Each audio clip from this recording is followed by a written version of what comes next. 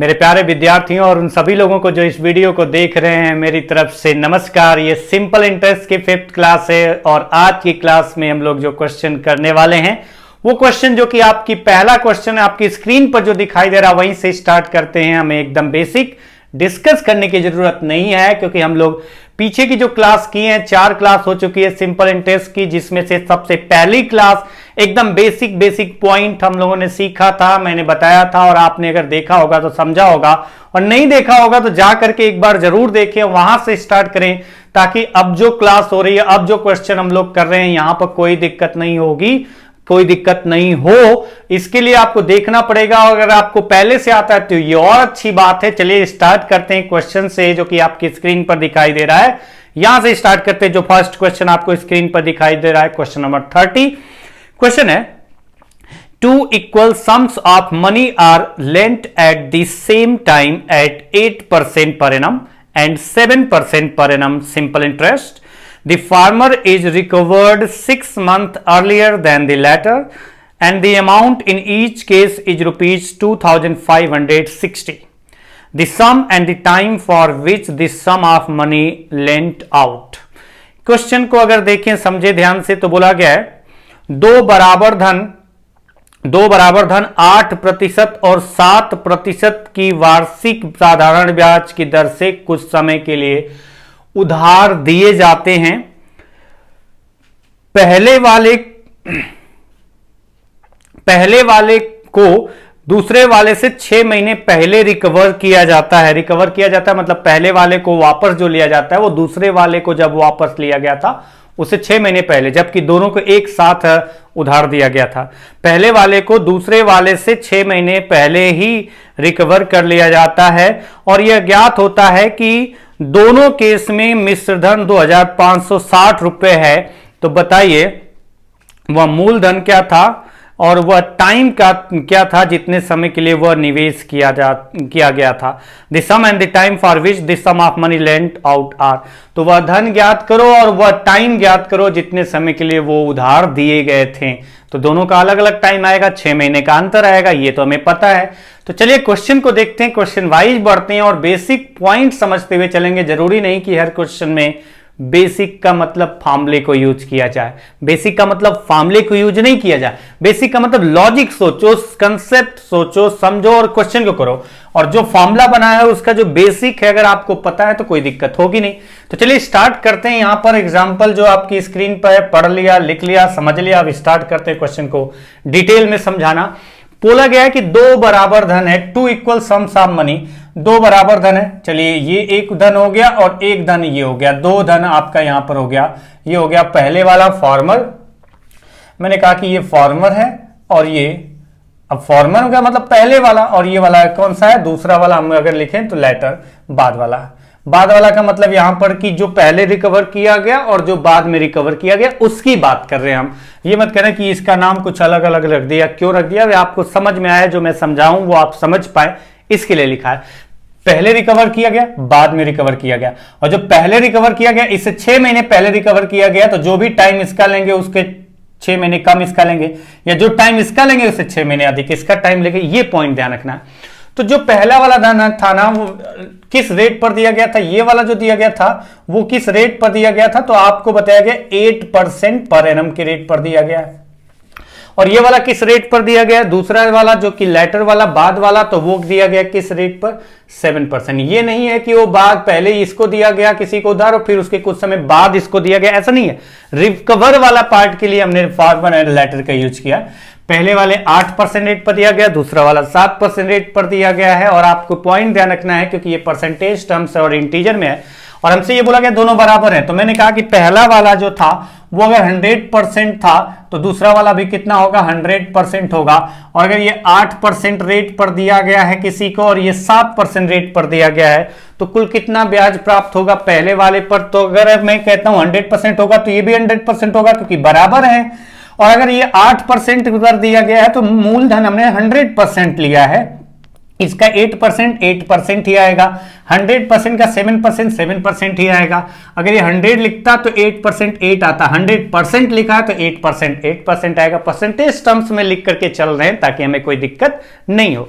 अच्छा, ये पॉइंट तो आपको पता होगा, सिंपल इंटरेस्ट कितने परसेंट होगा, तो ये पॉइंट हम लोग करते हैं rate into time. Simple interest कितने परसेंट होगा, रेट इनटू टाइम।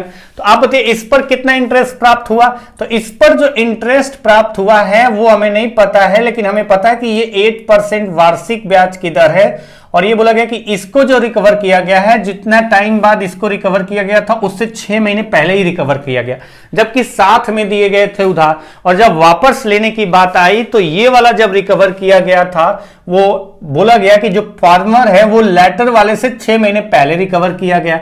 अगर इससे 6 महीने पहले रिकवर किया गया है, इसका मतलब मैं अगर कहता हूं ये T समय के बाद रिकवर किया गया, तो ये T-1/2 समय के बाद रिकवर किया गया है। ये पॉइंट आपको समझ में आ गया होगा, उम्मीद करता हूं, पूरा भरोसा भी है आप समझ पा रहे होंगे। मैंने कहा कि ये T इयर्स के बाद रिकवर किया गया, वापस लिया गया, और ये इससे 6 महीने पहले रिकवर किया गया, माने T-1/2। 6 महीने का मतलब हाफ ईयर होता है, ये समझाने की ज्यादा जरूरत नहीं है। 6 महीने तो ईयर में कन्वर्ट करने के लिए 12 से डिवाइड करेंगे, क्योंकि एक वर्ष में 12 महीने होते हैं, तो 6/12 1/2। जितना टाइम इसको कवर, जितने टाइम बाद ये रिकवर किया जा रहा है उससे 6 महीने पहले, मतलब आधे वर्ष पहले इसको रिकवर किया गया है। अच्छा, ये पॉइंट मेन आपका यहां पर ये आता है, अमाउंट दोनों केस में बराबर है। पॉइंट ये है कि ये 100% है और इस पर इंटरेस्ट मिलेगा। कितना इंटरेस्ट मिलेगा, तो यहां पर जो इंटरेस्ट मिलेगा इस पर इंटरेस्ट मिलेगा, तो इंटरेस्ट को मैंने इंटरेस्ट ही लिख दिया। चलो, ये इस पर इंटरेस्ट मिलेगा 1 मैंने लिख दिया, या फिर इंटरेस्ट फार्मर पे। और यहां पर भी प्रिंसिपल सेम है, तो मतलब 100% है। और यहां पर भी इंटरेस्ट मिलेगा, इंटरेस्ट यहां पर मिलेगा, तो मैंने कहा एफ से इंडिकेट कर दिया। अब बताइए इनमें अंतर अगर निकालें तो ये आपका अमाउंट है और ये भी अमाउंट है, और जब इसमें डिफरेंस करेंगे ना, तो जब डिफरेंस करेंगे तो ये 100 वाला पार्ट कैंसिल हो जाएगा, दोनों का डिफरेंस इंटरेस्ट का डिफरेंस आएगा। अगर प्रिंसिपल बराबर है, अगर प्रिंसिपल बराबर है तो जो अमाउंट का डिफरेंस होता है इंटरेस्ट का भी डिफरेंस वही होता है, क्योंकि दोनों केस में प्रिंसिपल सेम है। तो अगर बराबर अमाउंट है मतलब बराबर इंटरेस्ट मिला होगा, अगर अंतर है अमाउंट में मतलब इंटरेस्ट में अंतर होगा। कितना अंतर होगा, जितना अमाउंट में कंडीशन, दोनों का प्रिंसिपल सेम है। तो हम यहां से कह सकते हैं कि अगर यहां पर बोला गया है कि बराबर अमाउंट हुआ है दोनों केस में, तो प्रिंसिपल दोनों केस में बराबर था और मिश्रधन जो आपका अमाउंट है वो भी बराबर है। इसका मतलब दोनों केस में इंटरेस्ट बराबर मिला होगा, और दोनों केस में इंटरेस्ट बराबर मिला होगा तो क्या हम इसको इक्वल कर सकते हैं? हाँ, इक्वल कर सकते हैं। क्या कर सकते हैं? क्योंकि ये जो आपका आएगा ना, ये आपका परसेंटेज टर्म्स आएगा। ये परसेंटेज किस पर कैलकुलेट होगा? 100 पर। और ये भी कितना परसेंटेज आपका इंटरेस्ट मिलता है, वो भी किस पर कैलकुलेट होगा? 100 पर। तो जितना इसका प्रिंसिपल है उतना ही इसका प्रिंसिपल है। अगर दोनों का प्रिंसिपल अगर 100% है तो हम कह सकते हैं दोनों का 1% बराबर होगा। तो दोनों का इंटरेस्ट बराबर है, यानी दोनों का परसेंटेज बराबर आना चाहिए। पॉइंट आप समझ पा रहे होंगे, उम्मीद करता हूं। अगर ये P होगा तो ये भी P होगा। तो अगर दोनों का इंटरेस्ट बराबर है तो P का जितना परसेंट ये होगा उतना ही P का ये वाला परसेंटेज होगा।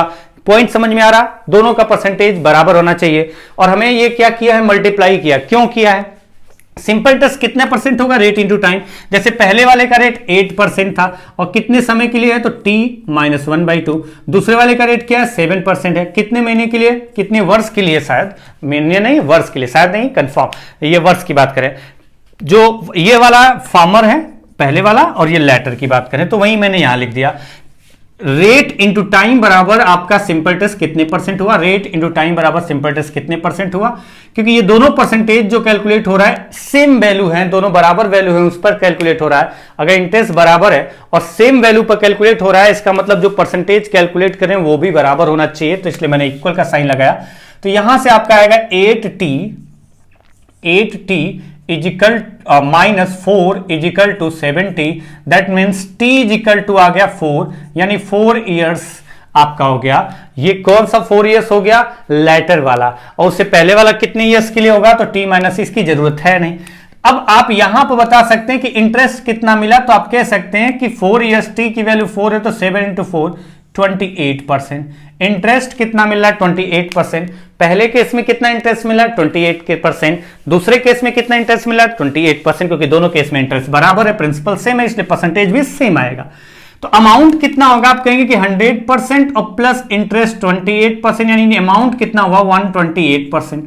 अमाउंट कितना होगा, मिश्रधन कितना होगा, तो आप कह पाएंगे 128% मिश्रधन होगा। और अगर 128% मिश्रधन हुआ तो आपको ये मिश्रधन ही तो दिया गया है, और मिश्रधन कितना दिया गया है, तो आपको दिया गया है 2560 रुपए। यानी जो आपका मिश्रधन है, अमाउंट है 128% पहले केस से और दूसरे केस, दोनों केस में 128% प्रिंसिपल का जो आएगा वो आपका मिश्रधन होगा, अमाउंट होगा, और वो आपको दिया गया 2560, यानी 128% की वैल्यू 2560 रुपए के बराबर है। दैट मीन्स 1% की वैल्यू कितनी होगी, 2560 divided by 128 is equal to 20 rupees. और अगर 1% की वैल्यू 20 रुपीज आ गई तो बताइए पूछा क्या गया है कि the sum and the time for which the sum of money lent out, यानी ये वाला सम कितना होगा, तो आप कहेंगे कि ये वाला सम होगा 1% 20 है तो 100% 2000 होगा। ये वाला 2000 होगा तो हमें पता है कि ये वाला भी 2000 होगा, और हमें ये पता चल गया कि ये कितने वर्ष के लिए था, अभी आपने निकाला, ये वाला कितने वर्ष के लिए था, 4 वर्ष के लिए। तो ये वाला कितने वर्ष के लिए हुआ, 4 - 1/2 मतलब 3.5 ईयर्स के लिए। तो ये पॉइंट आप समझ पाए होंगे कि किस तरीके से निकला है, और बेसिक पॉइंट हमने जो सीखा था पहली क्लास में वहीं से रिलेट करके यहां पर किया है। बेसिक पॉइंट पहली क्लास में सीखा था और उसका अप्लाई बाकी की जो क्लास हुई है कुल मिलाकर के 4 अब से पहले तक, उन सब में यूज कहीं ना कहीं मिला है। हर एक आपके वीडियो में आपको कहीं ना कहीं आपको क्वेश्चन में मिला है इसका यूज, तो ये पॉइंट ध्यान रखेंगे, कोई दिक्कत नहीं होगी। नेक्स्ट क्वेश्चन पे चलते हैं। अगला क्वेश्चन है, जैसे कि अगला क्वेश्चन आपका है, ये क्वेश्चन आपका है, 2 equal sums are lent at 11% and 8% simple interest per annum respectively at the same time. The first sum is received 1.5 years earlier than the second one, and the amount in each case was rupees 86,400. Each sum was, इसमें time नहीं पूछा है। हिंदी में अगर बात करें, आपको समझ में तो आ गया होगा, पहले क्वेश्चन की तरह ही है, लेकिन फिर भी मैं हिंदी में बात करूं। बोला गया 2 बराबर धन प्रत्येक को, मतलब 2 बराबर धन को क्रमशः 11% और 8% वार्षिक साधारण ब्याज की दर से कुछ समय के लिए उधार दिया जाता है। मतलब कुछ समय के लिए क्या उधार दिया जाता है कि एक ही, सॉरी ये क्वेश्चन पिछले में गलत पड़ा होगा तो मैं बता दूं, कुछ समय के लिए नहीं है। 2 बराबर धन क्रमशः 11% और 8% की वार्षिक साधारण ब्याज की दर से एक ही समय पर उधार दिया जाता है। पहला वाला मतलब पहले वाले की बात करें, द फर्स्ट सम, पहला वाला दूसरे वाले से 1.5 वर्ष पहले ही प्राप्त किया जाता है। मतलब पहला वाला जो मिश्रधन प्राप्त किया गया वो दूसरे वाले मिश्रधन से 1.5 वर्ष पहले ही प्राप्त किया जाता है। और प्रत्येक केस में मिश्रधन 86,400 रुपए है। तो बताइए मूलधन क्या था, वो मूलधन क्या था जो कि दोनों 2 पार्ट में डिवाइड करके 2 लोगों को दिया गया था। तो अब आप देखिए कि इस क्वेश्चन में अगर देखा जाए, कहां गया रफ करने के लिए, श्योर यहां है, श्योर आएगा आंसर। इसी तरीके से अगर आप देखो तो समझ में आएगा आपको कैसे करना है, आप समझ पाए होंगे और इस क्वेश्चन का आंसर भी निकाल पाएंगे। जैसे इस केस में भी आप समझ गए हैं पिछले क्वेश्चन से, तो मैं पूरा डिटेल में एक एक पॉइंट नहीं समझाऊंगा, बस आप समझिए कि दोनों धन बराबर है। तो मैंने कहा पहला भी 100%, दूसरा भी 100%। पहले वाले को किस रेट पर दिया गया है, तो पहले वाले को 11% रेट पर दिया गया है, और दूसरे वाले को किस रेट पर दिया गया है, तो दूसरे वाले को 8% रेट पर उधार दिया गया है। और ये बताया गया है कि दूसरा वाला जब आपका हुआ है, यहां फार्मर एंड लेटर की बात नहीं करेंगे, ये हो गया फर्स्ट और ये हो गया सेकेंड। तो जो पहला वाला रिसीव किया गया, पहला वाला प्राप्त किया गया, जिसको उधार दिया था वो वापस कर रहा है। तो जो पहला वाला वापस कर रहा है वो दूसरा वाला जब वापस किया था उससे 1.5 वर्ष पहले ही पहला वाला वापस किया है। मतलब मैं कहता हूं दूसरा वाला अगर T इयर्स के बाद वापस करता है तो ये 1.5 वर्ष 1.5 ईयर्स पहले ही वापस कर चुका था, यानी 1.5 T - 1.5 ईयर्स पर ये वापस कर चुका है। कैसे? क्योंकि साथ में दिया है, तो अगर दोनों साथ में दिए हैं तो साथ में अगर वापस करते तो दोनों का टाइम सेम होता, और साथ में दिए हैं जबकि पहला वाला दूसरा वाला जब वापस कर रहा है उससे 1.5 वर्ष पहले जमा वापस किया है। तो अगर ये T वर्ष बाद जब वापस कर रहा है तो ये T - 1.5 वर्ष के बाद ही वापस कर दिया होगा। और क्योंकि आपको मैंने पहले क्वेश्चन में भी बताया था कि दोनों का अगर अमाउंट बराबर है, कंडीशन कि दोनों का प्रिंसिपल बराबर है, और अगर इसके बावजूद अगर दोनों का प्रिंसिपल बराबर है और अगर मिश्रधन अमाउंट भी बराबर आता है, मतलब इंटरेस्ट बराबर मिला होगा, और ये केस इस केस में एप्लीकेबल है क्योंकि दोनों केस में अमाउंट बराबर है, टू इक्वल सम्स, और दोनों केस में अमाउंट बराबर है, मतलब दोनों केस में इंटरेस्ट भी बराबर होगा।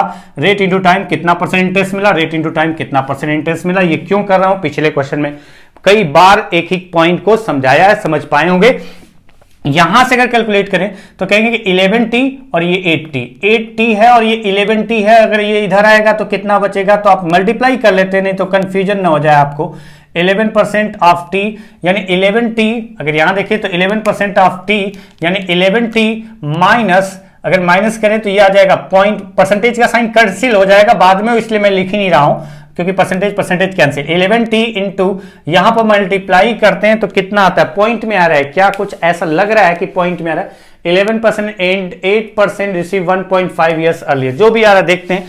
11t और इधर कितना आएगा, तो आप कहेंगे पहले तो इधर भी मल्टीप्लाई कर लेते हैं, 11 इंटू 1.5, 11 इंटू 1.5 ये ऐसे लिख लेते हैं, इजिकल टू 80, यानी अगर इसको इधर लाए तो 3t इजिकल टू, ये उधर जाएगा प्लस हो जाएगा 11 इंटू 1.5, यानी t बराबर आपका आ जाएगा, अगर इससे डिवाइड करें तो t से 0.5 जाएगा, यानी अगर आप देखें t से 0.5, 3 से 0.5 जाएगा, t is equal to 5.5 years, 5.5 years. कहां 5.5 रखना बेहतर लग रहा है, तो आप समझ पाएंगे कि इसमें अच्छा लग रहेगा, किसमें आसान हो जाएगा कैलकुलेशन। अगर मैं यहां पर 5.5 रखता हूं तो ये कितना आ जाएगा, 5.5 मतलब ये आ जाएगा 0.5 कैंसिल 4, अगर ये 4 आएगा, पूरी वैल्यू अगर हम देखें कि 4 आएगा तो 11 इंटू 4 कितना इंटरेस्ट हुआ, तो आप कहेंगे कि 44% इंटरेस्ट हुआ। और अगर इंटरेस्ट 44% हुआ, प्रिंसिपल 100% है, तो यहां पर भी इंटरेस्ट 44% ही होगा। अगर आप देखें तो यहां पर भी इंटरेस्ट 44% ही होगा और प्रिंसिपल 100% ही होगा, तो दोनों केस में इंटरेस्ट बराबर है, दोनों केस में अमाउंट भी बराबर आएगा क्योंकि दिया है, क्योंकि प्रिंसिपल अमाउंट बराबर है तो परसेंटेज में भी सब बराबर होगा, तो अमाउंट बराबर आ जाएगा। इन दोनों को सम किया, प्रिंसिपल प्लस इंटरेस्ट 144%, जो कि अमाउंट आएगा वो दिया गया था 86400, यानी 1% की वैल्यू आएगी 86,400 डिवाइडेड बाई 144, डिवाइड करते हैं तो कितनी बार जाएगा, 6 टाइम गया है, मतलब 600 रुपए, तो 14 6 84 और 84, ठीक है 600 रुपए, 1% बराबर 600 रुपए। तो बताइए प्रत्येक मूलधन क्या था, तो प्रत्येक मूलधन 1% इतना है, तो 100% तो निकाल ही सकते हैं ना आप, हाँ निकाल सकते हैं, क्योंकि आपको पता है कि 100% इतना है, 1% 600 है, तो 100% इंटू 600 किया तो आंसर आ जाएगा 60,000 रुपीज। उम्मीद है बात समझ में आई होगी कि मैं जो बता रहा हूं वो किस तरीके से बता रहा हूं। नेक्स्ट क्वेश्चन पे चलते हैं। अगला क्वेश्चन थोड़ा सा डिफरेंट तरीके का दिखेगा, तो वो चीज आप थोड़ा सा ध्यान से समझेंगे। ये क्वेश्चन थोड़ा सा ध्यान से देखिए, समझिए, उसके बाद करिए, कोई दिक्कत नहीं होगी। तरीके दोनों बताऊंगा मैं, एक तो बेसिक तरीका पूरा बता दूंगा, दूसरा आपका तरीका जो होता है किस तरीके से सॉल्व किया जाता है। बट आप पहले आप बेसिक को समझ लेंगे तो अच्छा रहेगा, नहीं बेसिक को समझना चाहते तो उसकी व्यवस्था तो है ही। क्वेश्चन क्या है, a person has invested some amount for a specific period of time. If the rate of interest rate of simple interest is 15% per annum, then amount becomes rupees 44,000. If the rate of simple interest at 6% per annum, then amount becomes rupees 22,400. Find the sum. Find the sum. अच्छा, मूलधन ज्ञात करना है। तरीके बहुत सारे हो सकते हैं। अब तरीके बहुत सारे हो सकते हैं तो कौन कौन से तरीके हो सकते हैं, तो मैं तो केवल 2 की बात करूंगा। एक तो एकदम बेसिक का कंसेप्ट जो फार्मूला बेस होता है वो एक बार आपको बता दूंगा ताकि आप समझ जाएं, और उसके बाद क्या शॉर्टकट चल सकता है, क्या लॉजिक लगाया जा सकता है, वो पॉइंट मैं आपको बताऊंगा, वो आप समझेंगे। और वो अगर आप समझ जाएंगे तो बहुत आसान हो जाएगा क्वेश्चन। अगर हिंदी में बात करें क्वेश्चन को, तो बोला गया है एक आदमी एक निश्चित धनराशि कुछ निश्चित समय के लिए, एक आदमी एक निश्चित धनराशि कुछ निश्चित समय के लिए निवेश करता है। अगर ब्याज की दर 15% वार्षिक हो तो मिश्रधन 44,000 रुपये हो जाता है, और अगर ब्याज की दर 6% वार्षिक है तो मिश्रधन 22,400 रुपये हो जाता है। तो बताइए वो निश्चित राशि क्या थी, वो मूलधन क्या था। तो अब आइए क्वेश्चन को ध्यान से समझेंगे और अच्छे से समझेंगे और अच्छे से पढ़ेंगे और स्टेप बाय स्टेप करके एक बार देखते हैं, फिर डायरेक्टली मैं आपको बता दूंगा कि किस तरीके से आप डायरेक्ट इस क्वेश्चन का आंसर निकालेंगे रेशियो मेथड यूज करके। तो अब अगर आप इस क्वेश्चन को देखें, एकदम बेसिक पॉइंट पर जाएं कि प्रिंसिपल हमें क्या दिया है क्या, तो आप कहेंगे नहीं दिया है प्रिंसिपल। आप कहेंगे क्या, क्योंकि दिया ही नहीं है तो आप और क्या कहेंगे, यही तो कहेंगे कि प्रिंसिपल दिया है क्या, क्योंकि आपसे पूछा है तो आप तो यही कहेंगे ना कि नहीं दिया है। अब नहीं दिया है तो नहीं दिया है। उसके बाद रेट क्या दिया है, वो अलग अलग केस है। टाइम क्या दिया है, क्या दोनों केस में टाइम सेम है, तो टाइम नहीं दिया है तो मैंने कहा टी टाइम के लिए था। और रेट क्या है, तो रेट आपका एक केस है, रेट का क्या R%, मतलब R% क्यों लेते हैं, एक केस है 15% पर एनम और दूसरा केस है 6% पर एनम। और अगर दोनों केस में अमाउंट की बात करें तो अमाउंट आपको दिया गया है और अमाउंट कितना दिया गया है वो आपके सामने दिख रहा है। अब दोनों केस में अगर अमाउंट की बात करें तो अमाउंट आपका देख रहा है, एक केस में 44,000, दूसरे केस में 22,400। दोनों केस में जो अमाउंट है वो आपको पता है। अच्छा, दोनों केस में जब अमाउंट अगर आपको पता है तो अगर हम इसमें सॉल्व करके देखें, एक एक स्टेप बाय स्टेप करके देखें तो कितना आता है। अच्छा, अगर मैंने कहा कि प्रिंसिपल अमाउंट, जो क्वेश्चन पीछे के क्वेश्चन करते आ रहे थे, तो हम लोगों ने यही सीखा कि अगर प्रिंसिपल अमाउंट बराबर है, मैंने कहा कि अगर प्रिंसिपल अमाउंट बराबर है तो जो डिफरेंस आपका अमाउंट में होगा वही डिफरेंस किस में होगा, सिंपल इंटरेस्ट में होगा। ये पॉइंट ध्यान रखना, अगर अमाउंट बराबर है तो जो डिफरेंस प्रिंसिपल अमाउंट में होगा वही डिफरेंस, अगर प्रिंसिपल बराबर है तो जो डिफरेंस अमाउंट में आता है वही डिफरेंस इंटरेस्ट में आता है। क्योंकि पहले केस में P था, दूसरे केस में भी P हो। पहले केस में X इंटरेस्ट मिला, सिंपल लॉजिक, X इंटरेस्ट मिला, दूसरे केस में Y इंटरेस्ट मिला। तो अगर हम कहें कि ये वाला पार्ट पूरा क्या होगा, प्रिंसिपल दोनों केस में सेम है, इंटरेस्ट अलग अलग मिल रहा है, तो दोनों अमाउंट का डिफरेंस करके अगर आप देखोगे तो P plus X minus P minus Y, P cancel, X minus Y, यानी आपका जो अंतर आएगा किसका, प्रिंसिपल का जो अंतर होता है, सिंपल मतलब जो इंटरेस्ट होता है, मैं कह रहा हूं कि प्रिंसिपल बराबर हो तो जो अमाउंट का डिफरेंस होता है वही डिफरेंस होता है इंटरेस्ट का, ब्याज का। तो यहां पर अगर आप ये पॉइंट समझ पाए होंगे तो आप सीधा सा लगाएंगे कि प्रिंसिपल P टाइम T 15 वर्ष के लिए दिया, principal P time T 6 years के लिए दिया, तो दोनों का अंतर बराबर आना चाहिए, या दोनों का अंतर बराबर आना चाहिए, या जो भी आप समझे। अगर एक तरह से लिखें तो इसको पूरा भी लिख सकते हैं और पूरा ना लिखें तो आप डिफरेंस के पार्ट पर अगर पॉसिबल है कि हो जाता है तो वो अलग केस है, अगर नहीं होता है तो हम लोग अमाउंट के अकॉर्डिंग सोचेंगे, दो इक्वेशन बनाएंगे। जैसे यहां पर देखें तो यहां पर जो आएगा P इंटू 15 इंटू टी, और यहां पर आएगा अपन 100 भी आएगा, और दूसरे केस में आएगा, लेकिन इसमें तो आपका दो इक्वेशन नहीं बन पाएगा, तो इसके लिए हम अमाउंट की देखते हैं। पहले केस में आपका अमाउंट कितना होगा, तो हम लिखेंगे P प्लस यहां पर आएगा P इंटू 15 इंटू, पहले केस में 15 है ना, हाँ 15 इंटू T बाई 100। मैं पूरा लिख रहा हूं, एक एक स्टेप लिख रहा हूं, आप समझना, क्योंकि आगे के जो दो क्वेश्चन होंगे वहां पर टाइम निकालने की बात आएगी तो मैं डायरेक्टली यही वाला मेथड यूज करूंगा जो लिख रहा हूं, लेकिन ये पूरा लिखने की जगह डायरेक्टली कर सकते हैं। बराबर आपका कितना आएगा, तो बराबर लिख सकते हैं 44,000 इज इक्वल टू 44,000। दूसरा क्या केस है, तो दूसरे केस में आप लिखेंगे P plus principal amount plus interest, उसी प्रिंसिपल पर रेट है 6, टाइम वही है और अपान 100। देखिए प्रिंसिपल वही है, टाइम वही है, सिर्फ रेट पहले के कंपेयर में अलग है तो अमाउंट बदल गया। तो प्रिंसिपल दोनों केस में सेम है, दोनों केस में प्रिंसिपल क्या है, सेम है, और दोनों केस में प्रिंसिपल सेम है, तो डिफरेंस आपका देखिए ये 22,400 आ रहा है। तो अगर हम डिफरेंस निकालें अमाउंट का, तो अमाउंट का डिफरेंस बराबर, अगर इधर डिफरेंस निकालें तो प्रिंसिपल कैंसिल हो जाएगा, जो इंटरेस्ट का डिफरेंस होगा वो उतना ही होगा जितना कि आपका अमाउंट का डिफरेंस होगा। कंडीशन दोनों केस में प्रिंसिपल सेम होना चाहिए। तो जो मैं बोल रहा था बार बार, मैंने यहां पर भी बोल दिया, तो लास्ट के दो क्वेश्चन के लिए भी आप समझ पाए होंगे। इससे फिलहाल यहां पर जरूरत नहीं थी क्योंकि यहां पर दो वेरिएबल्स आ रहे हैं तो नहीं हो पा रहा है, तो इसलिए इसको इस तरीके से पहले समझ लेते हैं।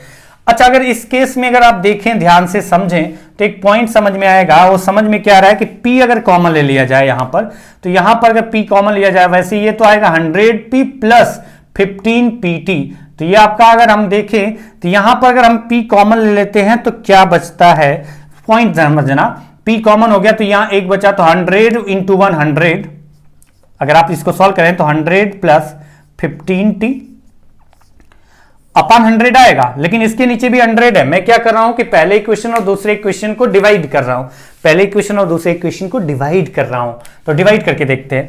15 इंटू टी, और दूसरे केस में आएगा p कॉमन ले लिया, यहां पर आएगा 100 प्लस 60 इजिकल टू, अगर हम यहां देखें कि हम डिवाइड कर रहे हैं पहले इक्वेशन को दूसरे इक्वेशन से, तो ये 0 और 0 2 कैंसिल, 3 0 कैंसिल हो जाएगा। क्या ये मैंने गलत लिखा है कि 22,400 है, 22,000 ये 400 है, 22,400 है, तो 2 0 तो कैंसिल हो गया। यानी अगर हम लिखें तो 44,000 डिवाइडेड बाई 22,400, पहले बेसिक को समझ लेते हैं, डायरेक्टली कर लेंगे, अच्छी बात है करने आता है तो 2 0 कैंसिल, यानी आपका आ गया कितना, 8 से डिवाइड करा 8 5 जा 40, 8 5 जा 40, और 8 से डिवाइड किया 8 2 जा 16, 8 8 जा 64, और डिवाइड नहीं हो रहा है तो रहने देते हैं, तो हमने यहां लिख दिया 55/28। अच्छा, अगर यहां से आगे बढ़ते हैं, और अगर यहां से आगे बढ़ते हैं तो क्या रिजल्ट निकल के आता है, क्योंकि हमें पता है यहां पर p से p कैंसिल हो जाएगा, क्या, हाँ p से p कैंसिल हो गया, और p से p कैंसिल हो गया तो 100 plus 15p upon 100 plus 60, cross multiply करते हैं, क्रॉस मल्टीप्लाई करेंगे, और जब क्रॉस मल्टीप्लाई करेंगे तो रिजल्ट आएगा क्या, वो मैं बता रहा हूं। तो यहां से t मैं डायरेक्टली लिख रहा हूं, आप क्रॉस मल्टीप्लाई करना, मैं t डायरेक्टली लिख रहा हूं, इधर 100 इंटू 28 और इधर 100 इंटू 55, तो 100 इंटू 55 5500, 100 इंटू 28 2800, अंतर कितना आएगा, तो आप कहेंगे कि 25 26 27 2700 अंतर आएगा। हाँ देखो 28 इंटू 100 2800, 100 इंटू 55 कितना हुआ, तो ये हो गया 5500 एंड 2800 में अगर डिफरेंस निकालते हैं तो 28 प्लस 2 30 और 30 प्लस 25 55 होता है, तो हम कहेंगे कि 2700 आएगा।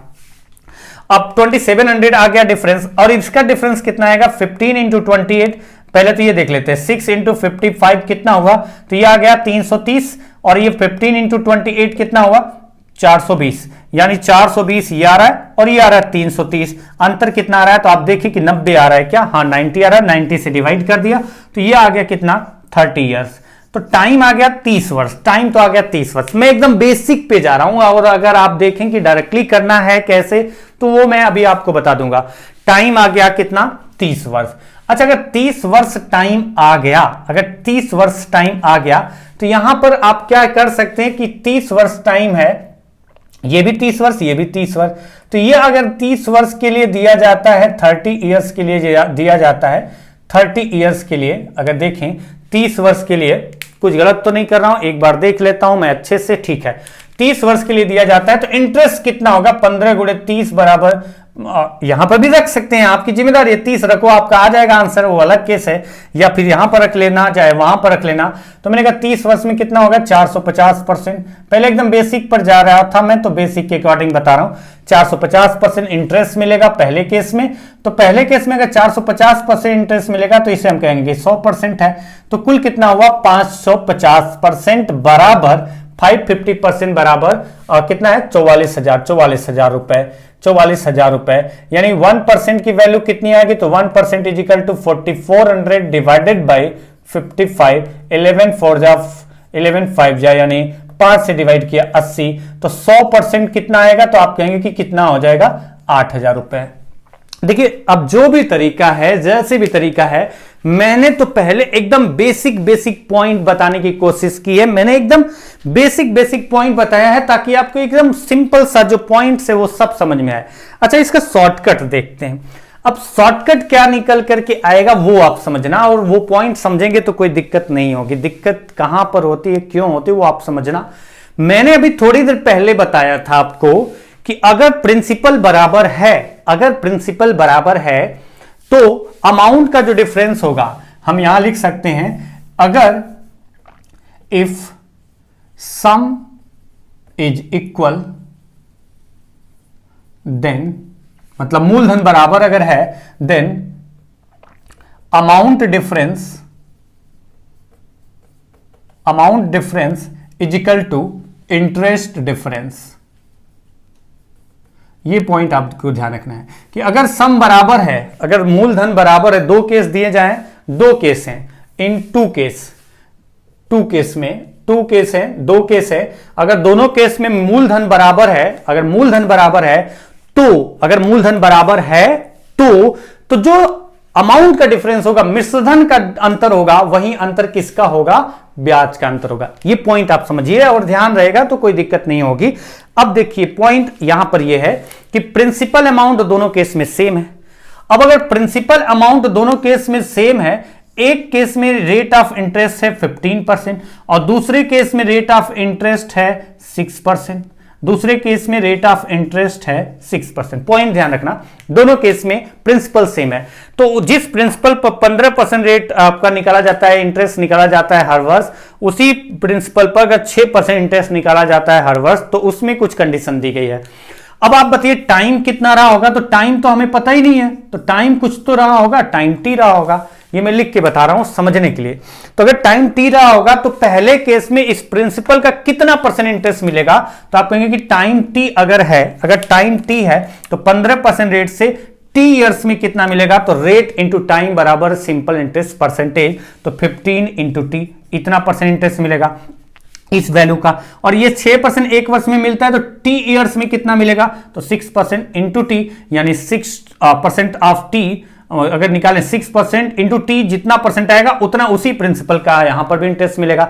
अच्छा, दोनों वैल्यू सेम वैल्यू पर कैलकुलेट हो रही है, ये वाला जिस पर कैलकुलेट हो रहा है ये भी उसी पर कैलकुलेट हो रहा है, और जब सेम वैल्यू पर कैलकुलेट हो रहा है तो हम लिखेंगे P इंटू इतना परसेंट, और यहां पे P इंटू इतना परसेंट, जब रेशियो निकालेंगे तो P कॉमन का होता है, वो कैंसिल हो जाएगा। तो यानी रेशियो क्या आएगा, दोनों के द्वारा जो दोनों केस में इंटरेस्ट मिलेगा, अगर मैं 100% मानता इसको हूं, अगर मैं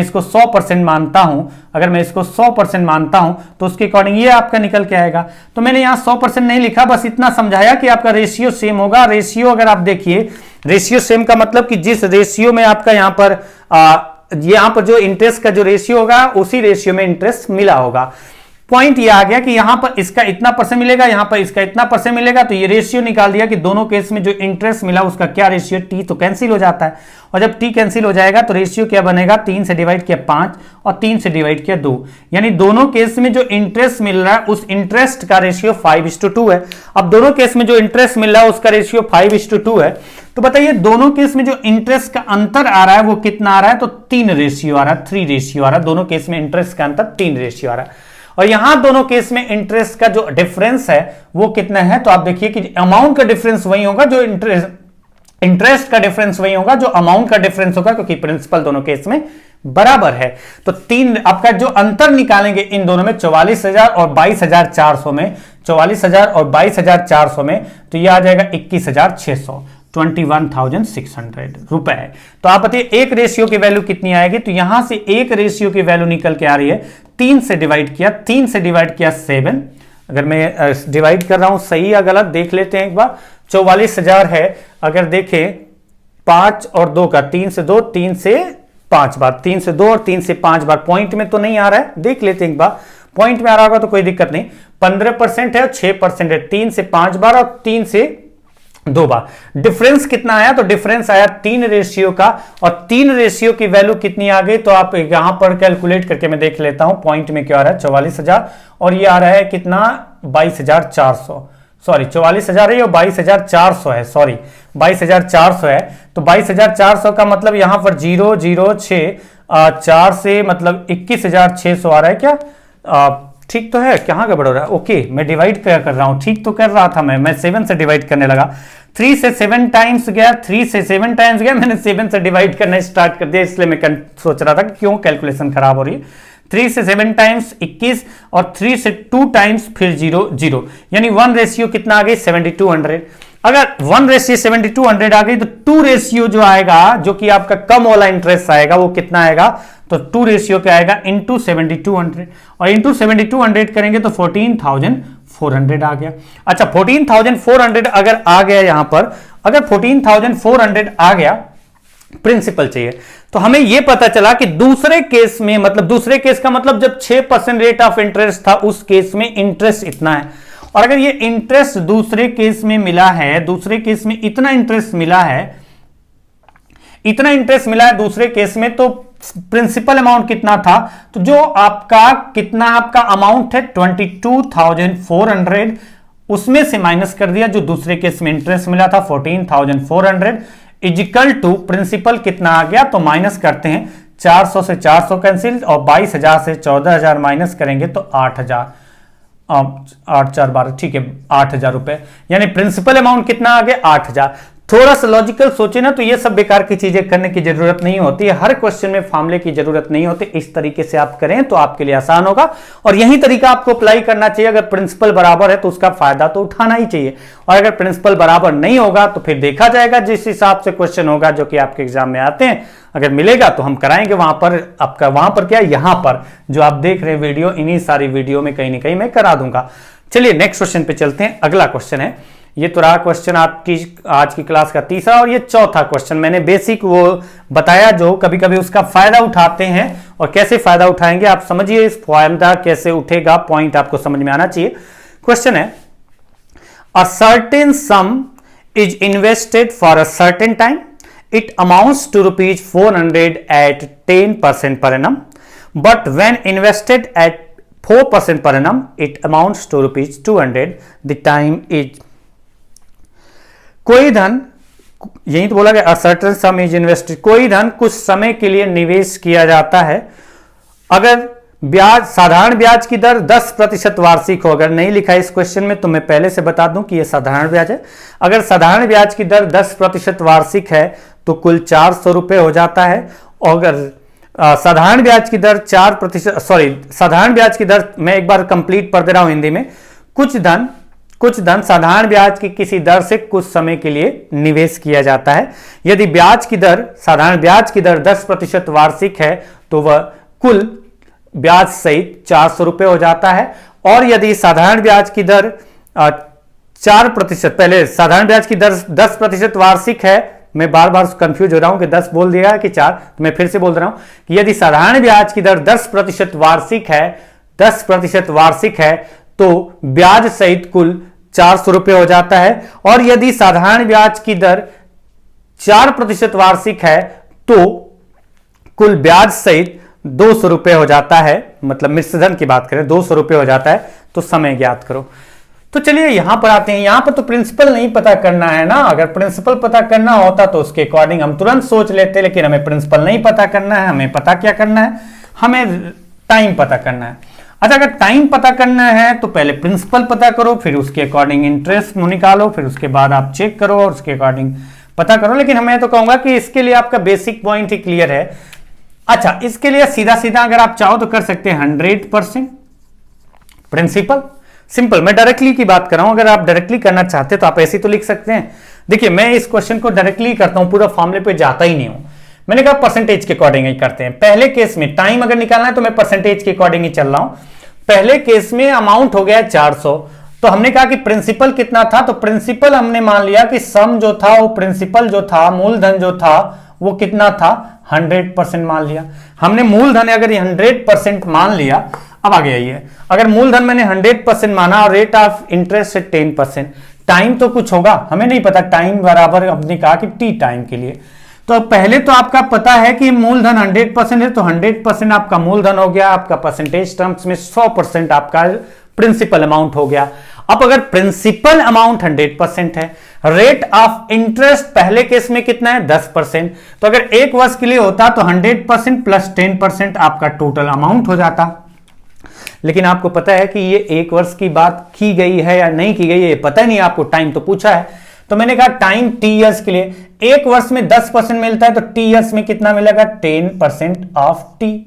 इतना आपका पहले केस में क्या हुआ, पहले केस में ये अमाउंट हो गया। दूसरे केस में अमाउंट कितना हुआ, तो आप कहेंगे कि दूसरे केस में आपका अमाउंट होगा 100%, तो प्रिंसिपल वही है, और प्लस रेट ऑफ इंटरेस्ट है 4%, लेकिन ये एक वर्ष में 4% इसका मिलेगा, लेकिन आपका टी टाइम में कितना मिलेगा अगर निकालना है तो आप कहेंगे 4% हर वर्ष के हिसाब से, टी इयर्स में 4% ऑफ टी, 4% इंटू टी, ये अमाउंट दूसरा केस में हो गया। और दोनों केस में अमाउंट जो है ना 400 और 200, मतलब हम लिख सकते हैं इसको 2/1, इसको 2/1 लिख सकते हैं इसको हटा करके, और 2/1 लिखा तो बस क्वेश्चन हो गया कंप्लीट सॉल्व। तो t बराबर कितना आएगा, तो t इज इक्वल टू, इसको हम कैंसिल कर लेते हैं, इसको अगर कैंसिल कर लेंगे तो ये तो रेशियो ही, तो क्रॉस मल्टीप्लीकेशन करेंगे, और क्रॉस मल्टीप्लीकेशन करेंगे तो आप देखिए कैसे आएगा, 1 का मल्टीप्लाई 100 से और 100 का मल्टीप्लाई 2 से, इधर आएगा 200 और इधर आएगा 100, इधर आएगा 200, इधर आएगा 100, तो डिफरेंस कितना आया, डिफरेंस आएगा 200 माइनस 100 बराबर 100।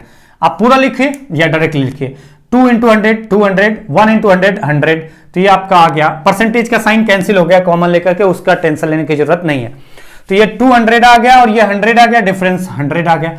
यहां पर 1 इंटू 10 10, 4 इंटू 2 8, 8 और 10 का डिफरेंस कितना है 2, यानी हम कहेंगे कि टाइम बराबर 50 ईयर्स। टाइम कितना है 50 वर्ष। मैं बहुत ज्यादा बेसिक पे नहीं जाऊंगा, यही सही है तरीका, सीधा सीधा हमने निकाल दिया। टाइम कितना आ गया 50 वर्ष। नेक्स्ट क्वेश्चन पे चलेंगे।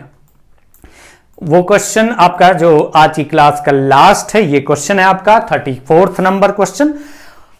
वैसे तो आज की क्लास का 5वां क्वेश्चन है, लेकिन फिलहाल जो अब तक करते आ रहे हैं उसके अकॉर्डिंग देखें तो ये 34th क्वेश्चन है।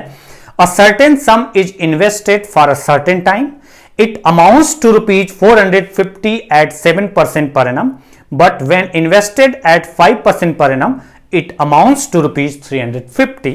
The time is, क्वेश्चन ये, कुछ धन कुछ समय के लिए निवेश किया जाता है।